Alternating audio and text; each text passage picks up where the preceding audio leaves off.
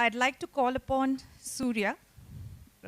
He has 20 plus years of experience in various leadership roles in several leading IT and ITIS organizations.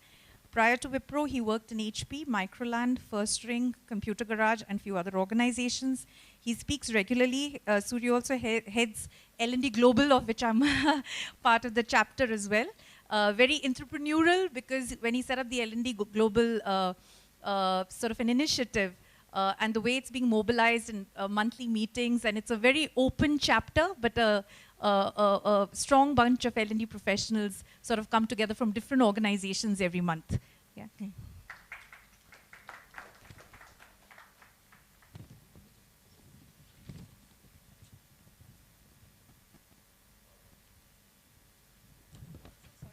Suhas, I'm really sorry. I think there's been a mistake. Suhas's profile is missing. I'll read up from here. Sorry. Yeah. Thing that goes on. And Surya's claim to fame is that he's been recognized as 25 most talented training and development leaders in the world. So I'd like to bring in the element of training. Can an entrepreneur be trained as part of your experience sharing? Well, first of all, I'm really proud that you've kind of really spoke highly about my organization, and that's really the truth. But before we kind of get into that and how Wipro manages to build that entrepreneurship culture, let me kind of talk about the challenges organizations face today while making an attempt to build that culture. Let's go back to, let's look at the, when you're talking about people in the organization, where do they come from? They come from the educational institutions, from the B schools, from the engineering colleges, and so on. Unfortunately today, the schools, the universities, the B schools, the professional institutions, they are great at producing managers, and none of them produce entrepreneurs. So if I have to differentiate between the two, if you're talking to a manager and then say, Mr. Manager, can you do this job for me? The typical answer would be, yes, I can do it. I need, $100,000. I need 5 people. I need 6 months' time to do this. That's a managerial mindset. If you're talking to an entrepreneur or intrapreneur, and if you ask, can you do this for me? The response would be, oh yeah, I can do it. Tell me what you want. How do you do it? We'll figure it out. But just tell us what you need. We will do it for you. So I think it's a major shift in the mindset. And the challenge today that we have in organizations is that mindset issue. So I'm a mentor to a few students in a B school in Bangalore. I go and meet them every month.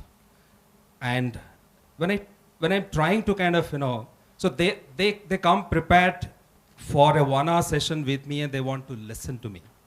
But when I tell them that, can you work with me on a project, they kind of take cold feet. So that's the kind of, mindset that we have today. That's the kind of input that we're getting from the educational institutions which are providing people. If you go back a little further, look at our families. And if I ask you, those of you who are married and have children who have completed their 10th or 12th, how many of you would be willing to allow your son or daughter to do a part-time job after his or her 12th? Can I see some hands going up? I would do that right away. My son is 14. Fantastic. Yeah, but I think I see still about 15-20% of people raising their hands. The rest probably would say, no, I am there to take care of you, my dear son or daughter, and pursue your education. I am there to take care of you. You don't have to do any job. But friends, where is entrepreneurship going to come from? It has to come from action learning. It has to come from experience.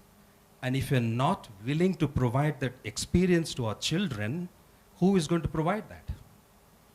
So through our family system, through a value system, through education system, we are creating babus who are willing to come to organizations, work in air-conditioned offices, work with, in front of computers. They're not willing to take risks. Even people from the best of B schools, When they come in, they come with the baggage. They expect, the good package, they expect the support system, they expect investment by the company, but are they really willing to go through that experience? Are they really willing to get into action? So that's a question. So when it comes to training people, so I think entrepreneurship or intrapreneurship is largely, to a great extent, about attitude, beliefs, and traits, and it's less about skills. Skills can be developed through training, but when it comes to attitude, when it comes to beliefs, it's not easy to train people on attitude. It's not easy to when people are 20, 25-year-old, it's extremely difficult to train them on attitude or traits or values. So what is important as an organization, as a training function, as L&D professionals like us, is to create that experience for people in the organization. So I bumped into the training head of a bank recently. The bank is called Yes Bank, and then I met him in a training conference recently in Mumbai, and then this lady was talking to me, and she was talking about how they train their probationary officers, people who become first-time managers in the company. They say once they are selected and they're promoted as first-time managers, they would give them a Mumbai railway suburb ticket, and they will ask them to go to a village in and around Mumbai city, about 50, 60 kilometers away from the city. They will say, go there as a team, and go and solve a problem in that village. Go and solve a real problem in that village.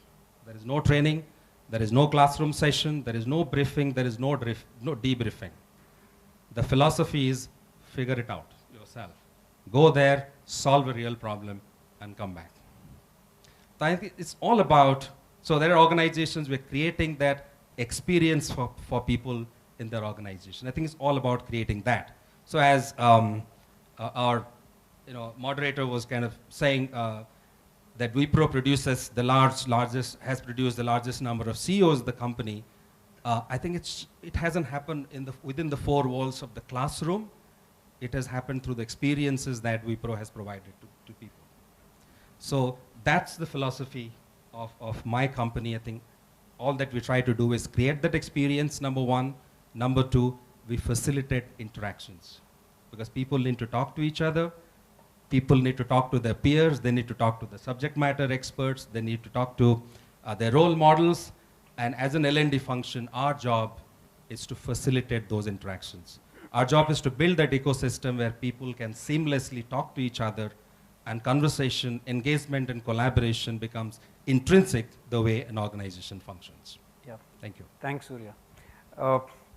Coming to Suhas, I read his brief bio. Looks like he has the most multi-spectrum experience among most of us here. Jack of all trades. Sorry? Jack of all trades. You can say the rest. And I'm sure you're master of some.